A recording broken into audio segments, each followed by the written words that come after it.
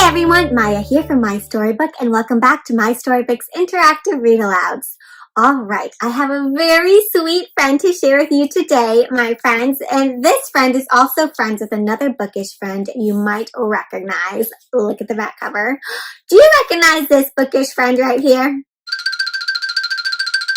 You might recognize this Narwhal from Not Quite Narwhal, Kelp. Well, if you recognize Kelp, and if you don't, my friends, you can find the interactive read aloud of Not Quite Narwhal right down below where you can meet Kelp. Well, Kelp, you notice, has a new friend here who is named Perfectly Pegasus, and we're going to learn all about Perfectly Pegasus today. Now, a Pegasus, my friends, do you know what a Pegasus is? Yeah? No? A Pegasus is a horse with wings, a flying horse. And some of you might be sneaking a peek at the craft I have back here of two little Pegasus buddies that I'm going to share more about at the end of our story. So stay tuned for that, and I'll show you this week's craft. All right, Perfectly Pegasus, my friends. So what do you think? Would you rather be a Pegasus or a unicorn if you had to choose? Which one would you want to be? Flying horse or horse with a horn? Yeah. Or maybe you're like, wait, I want to read a little bit more about Pegasus and see what's going on before I decide. Well, let's go ahead then and find out. Give me a double thumbs up if you're ready to get started. Excellent. Let's begin. The title of today's interactive read aloud is Perfectly Pegasus, written and illustrated by Jessie Sima. So Jessie Sima is the author and illustrator, and they wrote the book and they wrote all the pictures in our story. Creator of Not Quite Narwhal, the other book. And what do you notice here about Pegasus? Right, Pegasus is flying, and Pegasus has like this helmet on with like goggles, kind of like reminds me of a pilot flying a plane. And I see behind Pegasus is the moon, and as Pegasus flies, there's kind of like some colors coming behind, like a rainbow of colors, very magical. I see some stars in the sky, so Pegasus is way up in the sky. Wow, so magical. Let's find out what's going on with Perfectly. So here's our cover page. It has the title of our book, Perfectly Pegasus, our author and illustrator, and our publisher, SimonKids. And what do you notice here?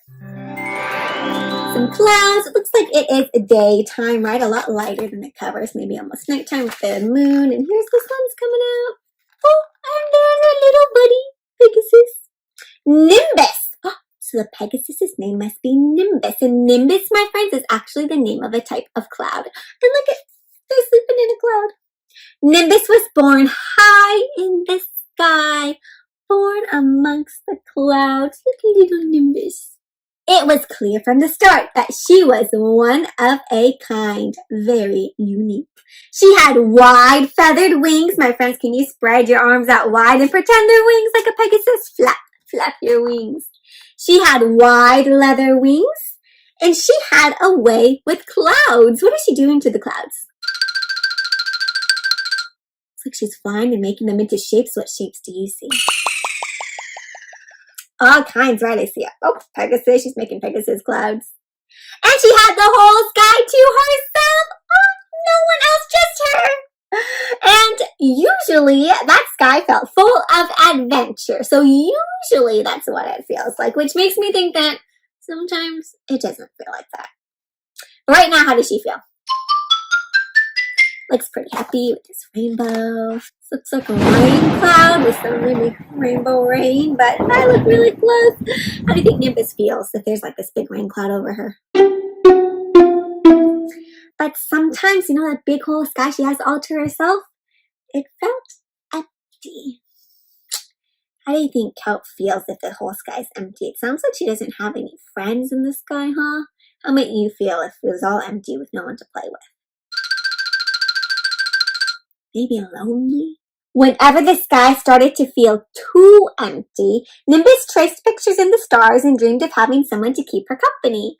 So she's connecting the stars, and she's making what in the stars? Pegasus ponies to play with her.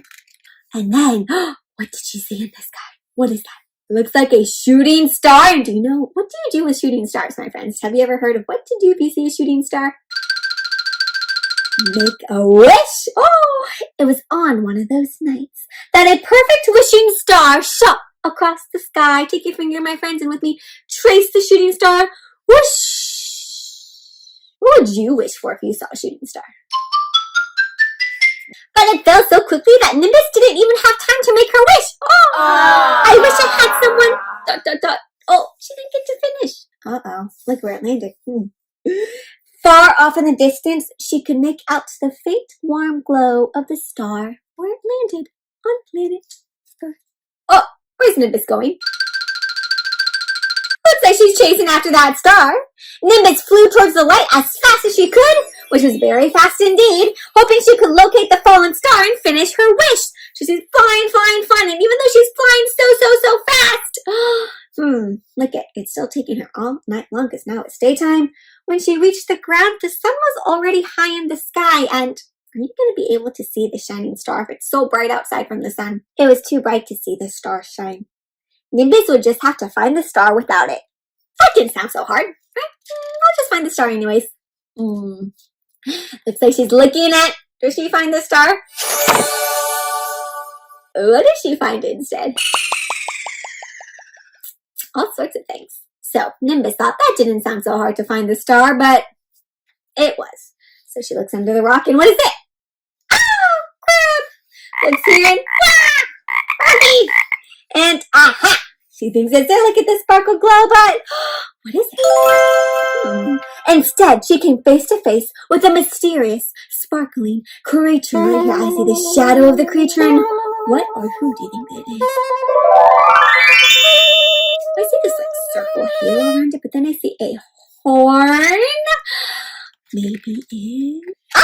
She saw a creature named Kelp.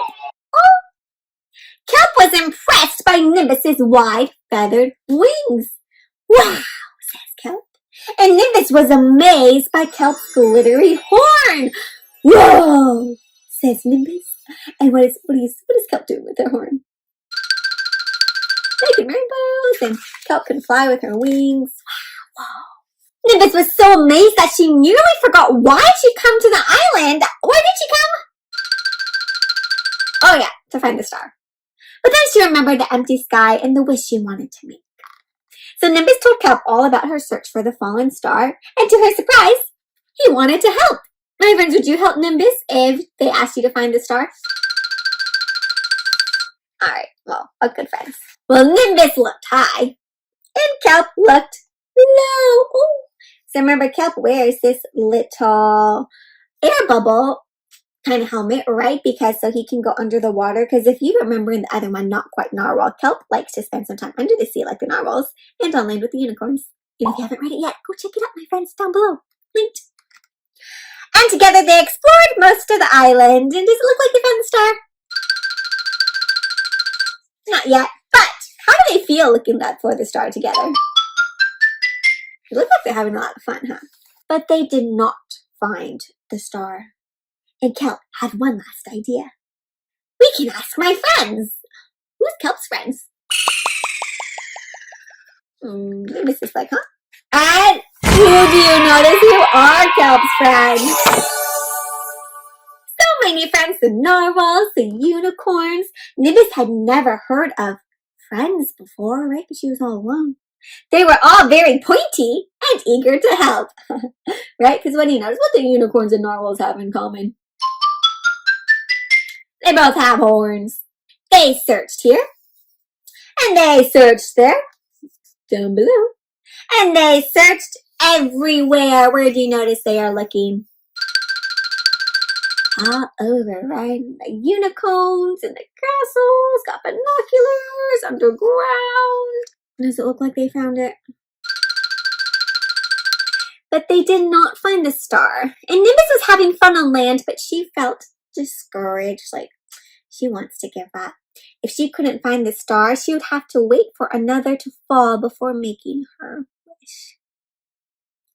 So she doesn't think she can find a friend, right, without her star. So Nimbus thanked Kelp and his pointy friends for all their help and returned to the sky. Whoosh up into the sky. My friends, can you take your hand and go whoosh, flying up like Nimbus up into the sky? We'll miss you, says Kelp. Bye. So Nimbus flew towards the clouds a little more slowly, which was still pretty fast indeed, resigning herself to watch over the night sky. So like, oh, fine, I'm just going to watch over the night sky. Not really excited about it. When she got there, the clouds were just as she'd left them. But Nimbus felt different. How do you think she feels? Why does she feel so different now? Before she used to be really happy, right? Being in the sky, sitting on the clouds, but now, not as happy. Now that she had met everyone on land, her constellations were less of a consolation. So constellations, her shapes in the sky, didn't really make her feel better anymore because she'd met real friends on the land. Would she ever get a chance to wish for friends? Nimbus wasn't sure. She doesn't know she'll ever find friends, but what do you think, my friend? She was down there on land and she was hanging out with Kelp and all those other friends, but she still thinks she doesn't have a friend because she didn't get to make her wish. Do you think she has friends? I think she might already have made friends. But then she realized that maybe, what do you think she was realizing? Oh, and where did she go? She returned to land to hang out with Kelp and their friends. She began to realize that maybe, just maybe what, Nimbus? Her wish had already come true. See? And that's kind of just what we talked about, right, my friends? Maybe she didn't have to make that wish because she already got all the friends she needed. And they are all celebrating. And what do they notice in the sky? There's a new shooting star! Ooh! How fun! What do you notice some of the things they're doing here all together? Made a nice bonfire. She's hanging out with Kelp. They're singing a crowd. They're playing music, relaxing in the water. Narwhals and unicorns and Pegasus all together as friends. The end. Oh, this is kind of fun. Oh, look, someone found the star. Who is it? Another horned creature. Except this is, what kind of creature is this? A rhino. Maybe that's a new adventure story that will happen next. All right, my friends. So that was the story of Perfectly Pegasus. Such a sweet story of friendship. What was one of your favorite parts? Right. I really liked how all the unicorns and narwhals tried to help Nimbus, even though, they didn't know her, but they wanted to be really kind, and they were such friendly friends. They helped her, and they also had some fun doing it. So Nimbus realized that she had friends all along. She actually had already made some, right? She didn't need a wish on a star. She just had to go find some and be kind and welcoming and open to meeting new people. All right, my friends. Well, let's check out this craft behind me because you're going to get a chance to share about some of your friends and your friendship stories with your very own Perfectly Pegasus craft. So let's check them out. Here we go. So I'll show you this one first, the one that's already colored if you want to print it out in color. And here you get to put your name. So this says Perfectly, and then you put your name and his friends, because this one's a boy, but there's ones that say Perfectly Maya and my friends, Perfectly Maya and her friends, or their friends, if you don't want his or her. And what's cool, it's got your own little Pegasus, and then this part flips up, and you get to share about your own friends. You can share about some friends you already have. So these are my friends.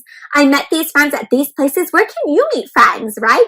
Nimbus didn't know where to meet friends, but then she went down on land. And I like to do these things with my friends. She did all sorts of things. She played with rainbows. Nimbus played with rainbows with her friends. They went into the water. She flew around for them. And I like my friends because they are what makes a good friend, my friends. Are they funny, adventurous? There's also this other version here where you can color it in perfectly. Put your name and your friends. And then this one, has choices for you to draw if you don't want to write.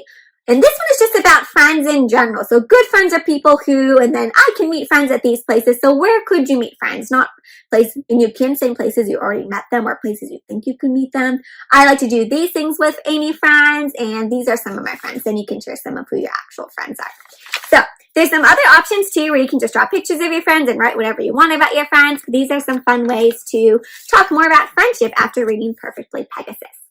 So if you're interested in checking out this craft, you can check out the link to download the craft template down below. You can find it on my blog where you'll also find more reading resources and fun book craft ideas. All right, my friends, so if you enjoy this interactive read aloud, please be sure to subscribe to my Storybook YouTube channel to keep up with all of our interactive stories by clicking that subscribe button and giving this video a thumbs up.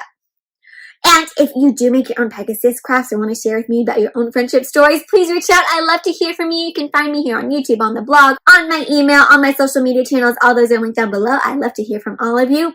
But for now, this brings us to the end of today's story. So I hope you had a lot of fun learning about Perfectly Pegasus with me. But until next time, my friends, happy reading!